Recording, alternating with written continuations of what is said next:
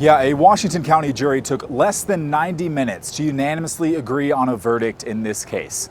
Daniel Gore was found guilty of raping and killing 13-year-old Meliana Li.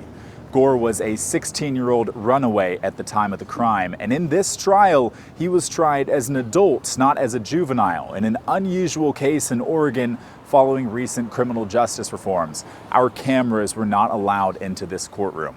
Now, when the judge read the verdict, Gore did not show much of a reaction or emotion, and he didn't say anything after the fact. A family member of Meliana Li's cried when she heard the news.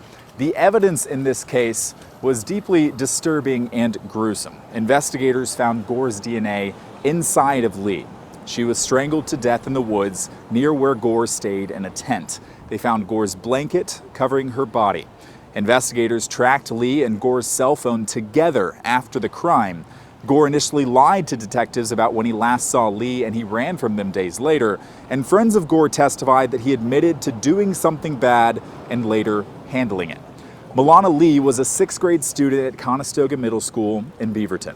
She was reported missing, prompting a community-wide search and a big showing of support for her family and friends once investigators found her body.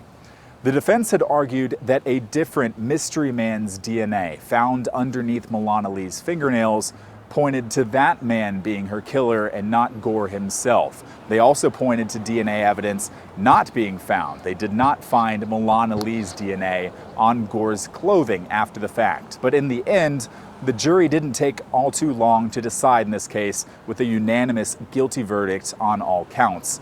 Gore will be sentenced on December 2nd, and because he's being tried as an adult instead of a juvenile in this case, he faces a longer or more serious sentence than if it were a juvenile case in that regard.